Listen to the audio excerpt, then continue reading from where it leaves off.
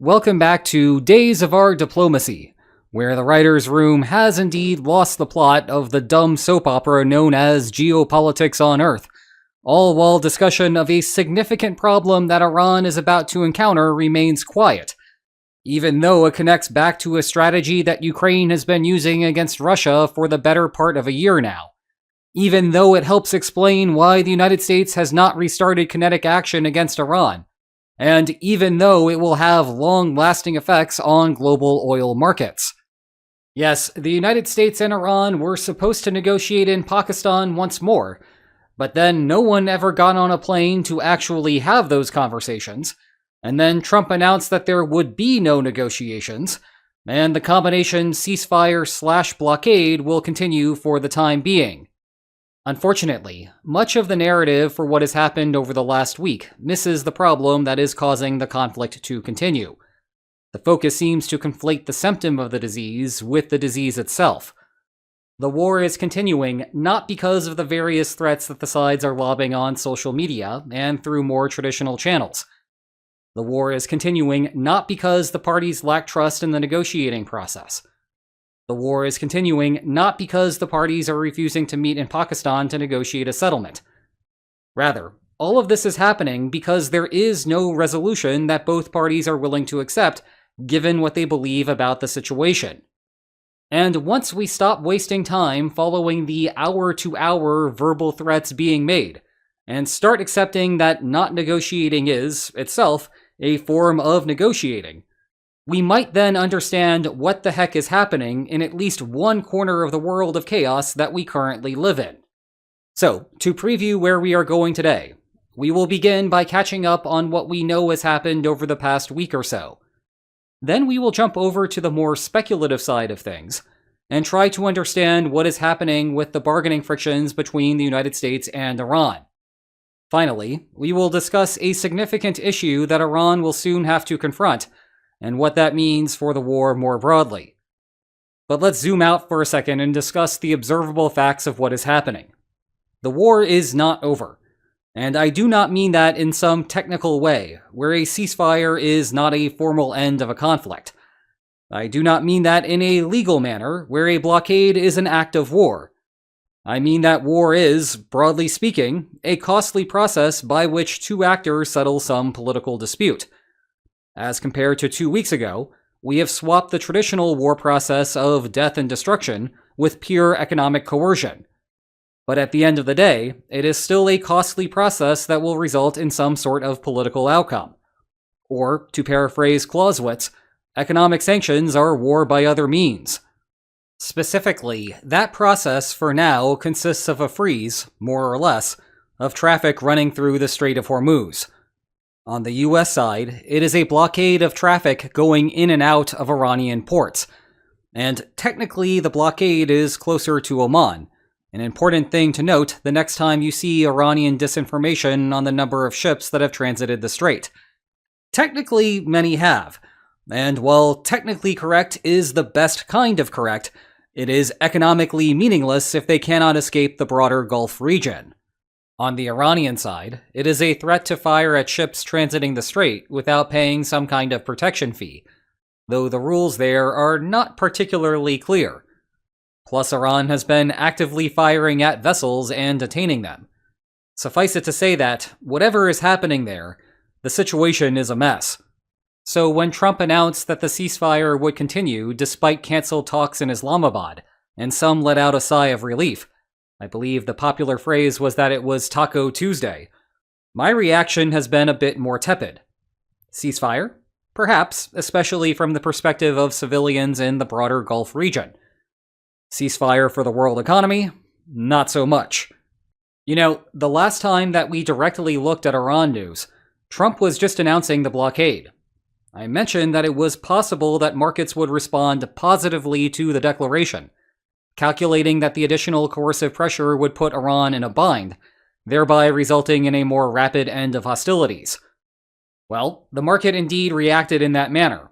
Iran, however, did not. The market has correspondingly corrected its assessment, bringing oil prices back up. And that wraps up where we are currently. Now we can shift to understanding why this is all happening. And the short answer is that, as far as I can tell, the parties do not have a shared vision of what would happen if they continue to play out this game. It seemed like this was not the case only a handful of days ago. After the ceasefire's first hiccup with Israel continuing operations in Lebanon, it appeared that Netanyahu's second front was the primary stopping block. If that ended, then the strait would reopen, and everything would go back to normal-ish. The exact details would still take a lot of time to hash out, of course. That is particularly true on technical topics like Iran's nuclear program, how to compensate for the losses that Iran would incur on the purely civilian side of it, which third parties might facilitate the continued operations of its power plants, and so forth. But with both parties agreeing on the big picture items, the world economy could go back to normal, while diplomats did their diplomatic thing in Islamabad and elsewhere. Where things seemed to fall apart was on Sunday, when Trump announced that Iran would reopen the strait, and the United States would continue the blockade against ships entering Iranian ports until a more detailed agreement could be drawn up on Tuesday. It is unclear whether Iran ever agreed to this, just as it is unclear who exactly would be making that decision in Tehran to begin with. Either way, Iran quickly dismissed this agreement and continued to impose whatever you want to call its closure of the strait. We therefore have reached an impasse, where it seems that both sides believe that they can outlast each other, and so a meaningful negotiation on more technical issues like nuclear proliferation is pointless. The lack of negotiations happening in Pakistan is therefore a form of negotiations by other means. Holding back a settlement, and enduring the costs along the way, is a credible signal of that party's resolve, and may eventually pave the way for a settlement later down the line. The most interesting evolution that we have seen here so far is Trump's complete lack of regard for US public opinion on the matter. The war was unpopular from the start, but the White House's actions over the first month plus genuflected in the electorate's direction, trying to minimize disruption to energy markets. Quite the task when the thrust of the action resulted in the shutdown of the Strait of Hormuz. Still, the affordability crisis weighed on the administration's decision-making. Fast forward to the beginning of the US counter-blockade, and the White House has shown much less regard for those concerns. Why there is that lack of concern is an interesting question. Maybe it is because, as a lame duck president, he truly does not care. Maybe he thinks that this will ultimately work, and MAGA loyalists will eventually come back to him. Maybe he is benefiting by having Congress and the media's attention diverted from a separate set of files. Or maybe he is just projecting strength that he does not have. Either way, Trump's new disposition has given the United States newfound economic leverage over Iran. However, the "or maybe he is just projecting" part is also raising questions in Tehran whether this plan is sustainable, or less of a taco situation and more of a techo situation. Trump eventually chickens out. Again, the only way to deduce the truth is to force Trump to pay the costs associated with continuing the economic conflict. The problem for Iran is that trying to sort out the truth is also costly for the country in the interim. And that takes us to our final point for today, regarding exactly the types of costs that Iran will have to incur to learn that missing information. For an answer, we must fly back to Karg Island, the center of Iran's oil export industry, with some civilian support sections of the island giving way to the much more critical oil infrastructure. And this time, we are not even discussing the military options that the United States has available there. Under normal circumstances, Iran pumps oil to Karg Island, where the waters are deep enough for massive tankers to fill up and ship out. Like any other economically efficient operation, Iran does not have a ton of excess storage for crude oil. Anything that just sits in a stationary tank is like money sitting under a mattress.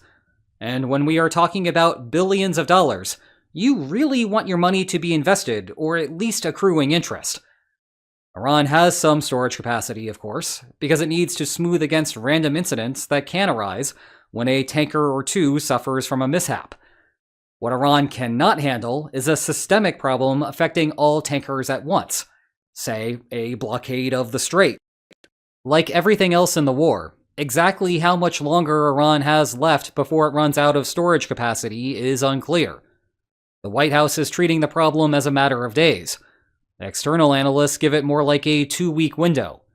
Behold the irony that Trump is not using a 2-week deadline for something that actually has a 2-week deadline. Window framing aside, the problem runs deeper than just Iran overflowing with oil. It is that you will have to start shuttering wells to stop the flow. Unfortunately, you cannot just flip a switch to turn them on or off. A closed well takes time to restart, meaning that failure to reach an agreement within that 2-week period will have long-run consequences, both for Iran's pocketbook and the broader energy market. You may recall this was similar to Ukraine's plan for a Russian oil lockdown circa 8 months ago. Close the Russian refineries and exploit the natural dearth of shadow fleet tankers to strand Russia's wells without an outlet. Now we are observing a strategy that exclusively targets the export side of the industry. This may help explain why the United States did not jump back into a kinetic confrontation after the initial 2-week ceasefire expired.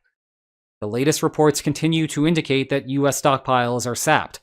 Half of the Patriots and THAADs are gone, as well as 30% of Tomahawks. Consequently, why send another Tomahawk to a target near Tehran when you can bleed them dry instead? Or at least that is the option that the White House presently wants to try.